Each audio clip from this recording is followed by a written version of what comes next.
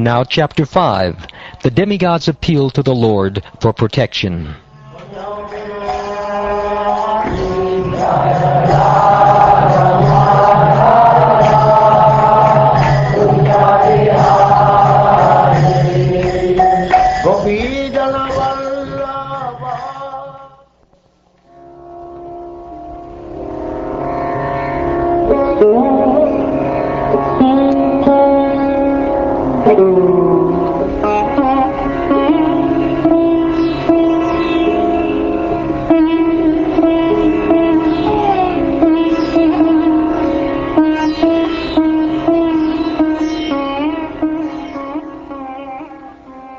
Shukdev Goswami continued, O King, I have described to you the pastime of Gajendra Mokshana, which is most pious to hear.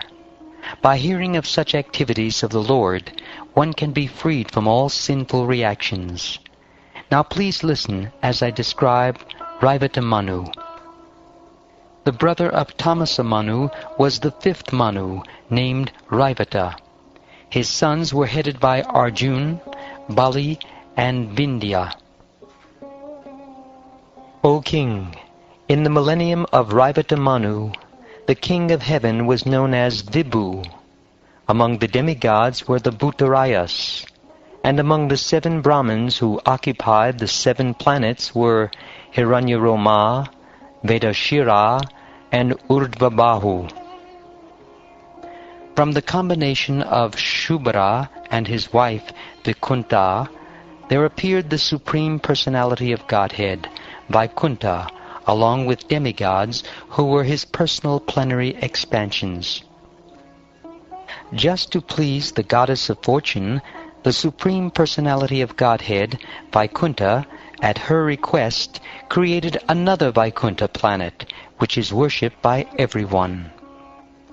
Although the great activities and transcendental qualities of the Supreme Personality of Godhead's various incarnations are wonderfully described, sometimes we are unable to understand them. Yet everything is possible for Lord Vishnu. If one could count the atoms of the universe, then he could count the qualities of the Supreme Personality of Godhead. But no one can count the atoms of the universe, nor can anyone count the transcendental qualities of the Lord. The son of Chakshu, known as Chakshusha, was the 6th Manu. He had many sons, headed by Puru, Purusha, and Sudyumna. During the reign of Chakshusha Manu, the king of heaven was known as Mantradruma. Among the demigods were the Apyas, and among the great sages were Havishman and Viraka. In this 6th Manvantara millennium, Lord Vishnu, the master of the universe, appeared in his partial expansion. He was begotten by Vairaja in the womb of his wife Devasambhuti, and his name was Ajita. By churning the ocean of milk, Ajita produced nectar for the demigods. In the form of a tortoise, he moved here and there, carrying on his back the great mountain known as Mandara. O great Brahman, Shukdev Goswami, why and how did Lord Vishnu churn the ocean of milk? For what reason did he stay in the water as a tortoise and hold up Mandara mountain? How did the demigods obtain the nectar? And what other things were produced from the churning of the ocean? Kindly describe all these wonderful activities of the Lord. My heart, which is disturbed by the 3 miserable conditions of material life, is not yet sated with hearing you describe the glorious activities of the Lord, the Supreme Personality of Godhead, who is the master of the devotees.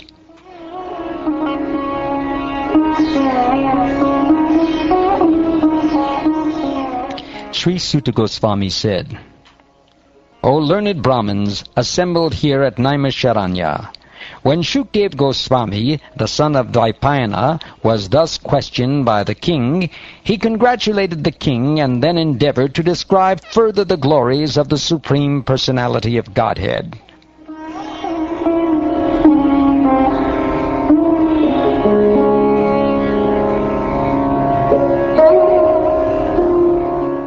Shukdev Goswami said, When the Asuras, with their serpent weapons, severely attacked the demigods in a fight, many of the demigods fell and lost their lives.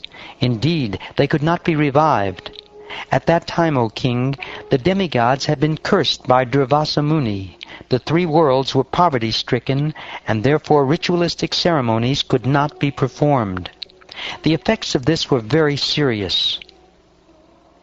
Lord Indra, Varuna, and the other demigods, seeing their lives in such a state, consulted amongst themselves, but they could not find any solution. Then all the demigods assembled and went together to the peak of Sumeru mountain. There, in the assembly of Lord Brahma, they fell down to offer Lord Brahma their obeisances, and then they informed him of all the incidents that had taken place.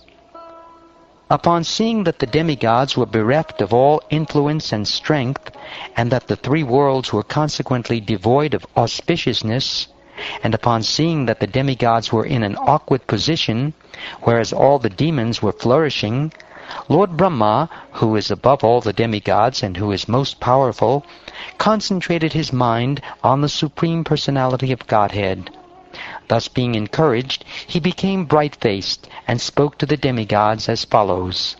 Lord Brahma said, I, Lord Shiva, all of you demigods, the demons, the living entities born of perspiration, the living beings born of eggs, the trees and plants sprouting from the earth, and the living entities born from embryos, all come from the Supreme Lord, from his incarnation of Rajoguna, that is, myself, the Guna Avatar, and from the great sages or rishis who are part of me. Let us therefore go to the Supreme Lord and take shelter of his lotus feet. For the Supreme Personality of Godhead there is no one to be killed, no one to be protected, no one to be neglected, and no one to be worshipped. Nonetheless, for the sake of creation, maintenance, and annihilation, according to time, he accepts different forms as incarnations, either in the mode of goodness, the mode of passion, or the mode of ignorance. Now is the time to invoke the mode of goodness of the living entities who have accepted material bodies. The mode of goodness is meant to establish the Supreme Lord's rule, which will maintain the existence of the creation. Therefore, this is the opportune moment to take shelter of the Supreme Personality of Godhead. Because he is naturally very kind and dear to the demigods, he will certainly bestow good fortune upon us.